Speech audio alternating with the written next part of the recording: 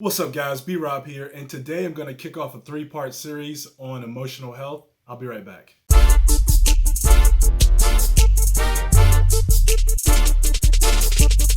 So this three-part series that I'm kicking off today on emotional health, it is part of a blog series at leanwellonline.com. So if you are there right now and you're watching this video from there, I really appreciate it. If you're watching this from This is B-Rob YouTube channel, please go ahead and check out the blog at leanwellonline.com. And again, this is part one of a three-part series. Now, emotional health is one of those things that sometimes it gets confused with mental health. And I like to have basically look at this in a three-pillar type approach when you're talking about health. And with this, basically, with this three-pillar approach that I'm talking about is you have physical health, mental health, and emotional health. And a lot of times I see a lot of things out there where people kind of combining mental and emotional health. And some of that is okay, but mental health and emotional health are two separate things. And so what I'm going to do is over this three-part series is give you 5 tips during each series on how you can make yourself more resilient from an emotional standpoint. All right. So I'm gonna go ahead and kick it off. And one of the reasons why I'm doing this is because this is something that can go unchecked. And so what I've seen and what I've done in my life at some points too is when you check out emotionally, you start digging into other things like work and projects and just things that where you don't have to have any emotions involved. Therefore, you're not working on those things. And it does come back, and it can come back and create big setbacks for you. So what I want you to do is I want you to go ahead and really look at these 5 things I'm going to give you, and as well as the next 2 parts to this. And I really want you to try to implement those into your life so that you can be more resilient from an emotional health standpoint. Okay. All right. So I'm gonna go ahead and get into it. So my number 1 is take some time to get some sunshine. And this is something that you kind of have to make yourself do, especially in those winter months, or if you're like me in those winter months where, when it's cold, you just want to hunker down and just be warm. You don't want to go out there and fight the cold. And the winter time is probably one of the better times where you really need the sunshine because it's so cold and it can be dark most of the time as opposed to spring and summer. So it's very important that you get out and get some sunshine. All right. And another thing is sunshine gives you vitamin D, and vitamin D is very necessary for your health, overall health. Okay. So the next one is make fun time a priority. And what I mean by this is it's so easy, and this is something I have to really watch for myself. It's so easy just to get bogged down in work, and especially when you're goal oriented and you're just trying to get to the next goal, and you figure if you just can keep working, then you can get there faster. Well, that's not necessarily true.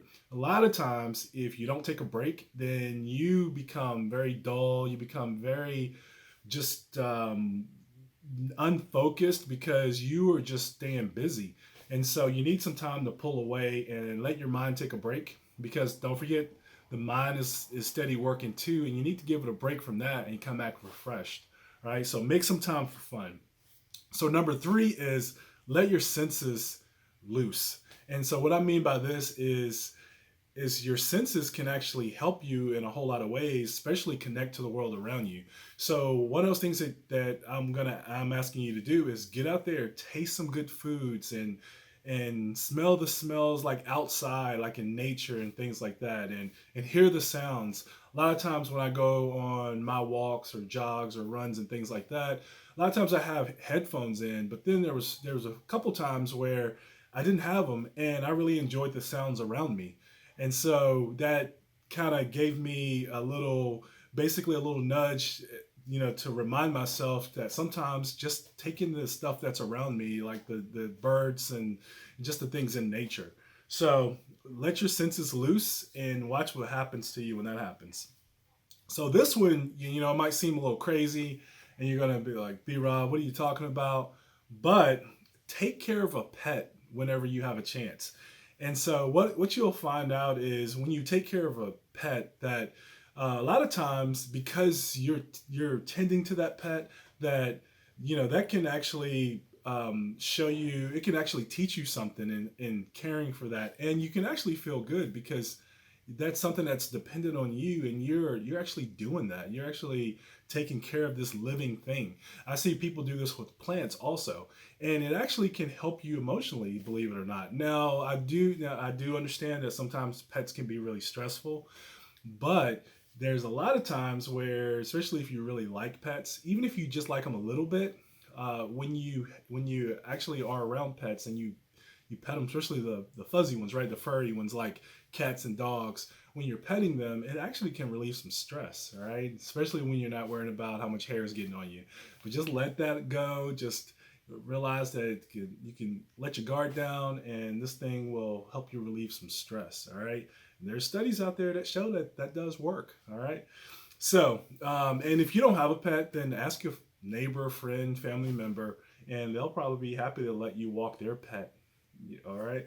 So the number five and the last thing is learn something new. Like learn new things. So what happens when you learn new things is, of course, you're growing like mentally because your mind is being challenged, and so you learn this new thing. And a lot of times when you're learning something new, there's something physical involved too. Sometimes there isn't, but then times there are.